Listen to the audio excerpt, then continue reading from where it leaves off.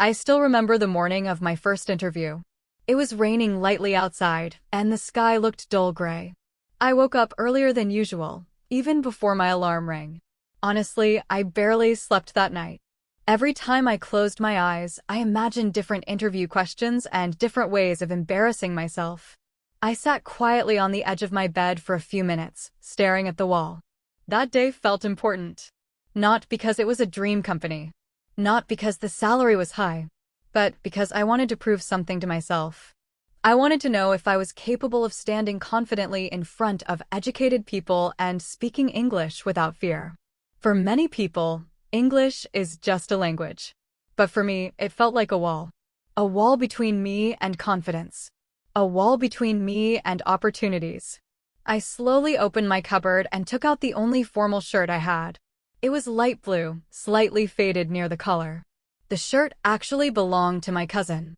He had given it to me a year earlier for a family function. I ironed it carefully. Twice. Then once again. Not because it had wrinkles, but because I was nervous.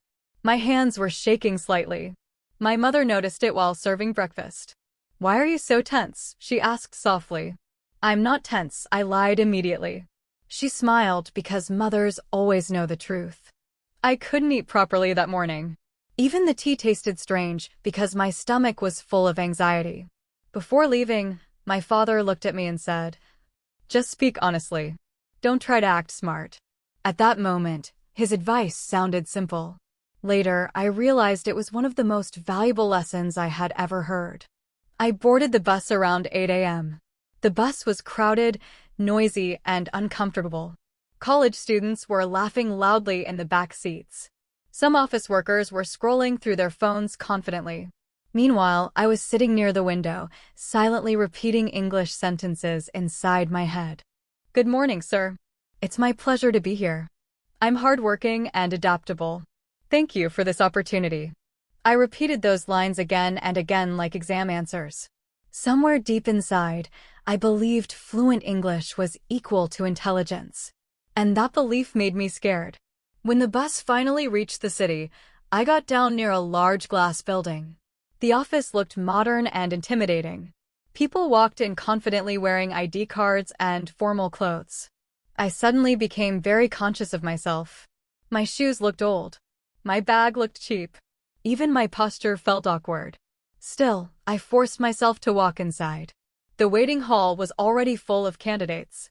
That was the worst part. If I had been alone, maybe I would have felt calmer. But seeing others made my fear grow stronger. One candidate was speaking fluent English on a phone call. Another girl was discussing technical questions confidently with her friend. I immediately started comparing myself with everyone around me. Comparison is dangerous. Within minutes, I convinced myself that everyone there was smarter than me. I sat in one corner pretending to check my resume, but honestly, I was observing people and losing confidence slowly. Then something unexpected happened.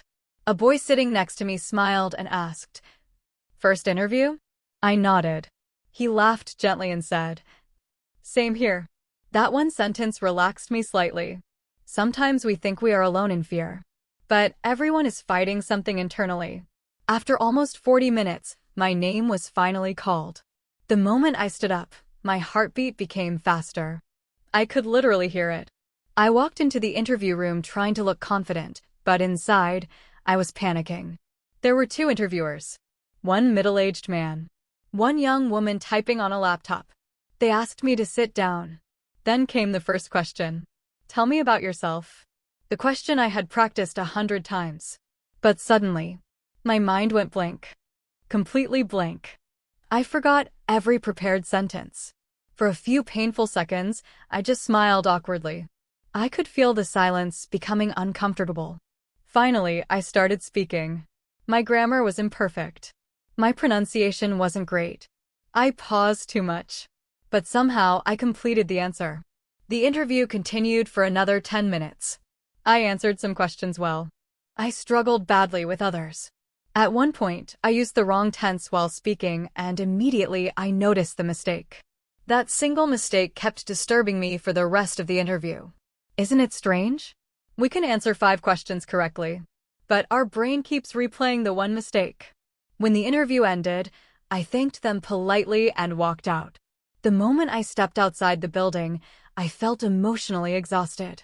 Not because the interview was difficult, but because pretending to be confident for 30 minutes is tiring when you are full of self-doubt inside. I didn't go home immediately. Instead, I walked slowly to a small tea shop near the bus stand.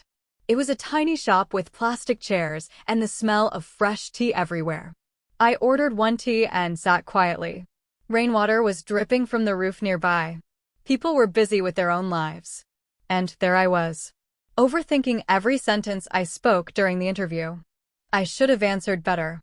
I should have spoken more fluently. I sounded stupid. Negative thoughts kept attacking me continuously. Then an old man sitting near me suddenly started a conversation. "Interview, he asked. I smiled weakly and nodded. He looked at me for a second and said something I still remember clearly. Confidence comes after experience. Nobody starts confidently. That sentence hit me deeply. Until then, I thought confident people were born different. But maybe confidence is built slowly through embarrassment, mistakes, failures, and repeated attempts. That day changed my perspective completely. I realized my biggest problem was not English. It was fear. Fear of judgment. Fear of mistakes. Fear of sounding imperfect. After that day, I stopped trying to learn English just to impress people. Instead, I started learning it to express myself clearly and confidently. Slowly, things changed. I started speaking more. I stopped being ashamed of mistakes. I watched English movies with subtitles. I learned new words daily. I practiced speaking alone sometimes. Improvement didn't happen overnight. But little by little, the fear became smaller. Today, when I think about that interview, I don't remember the questions anymore. I remember the lesson. Nobody becomes confident before starting. Confidence is built after surviving uncomfortable moments repeatedly. And sometimes, the first step toward growth is simply being brave enough to try.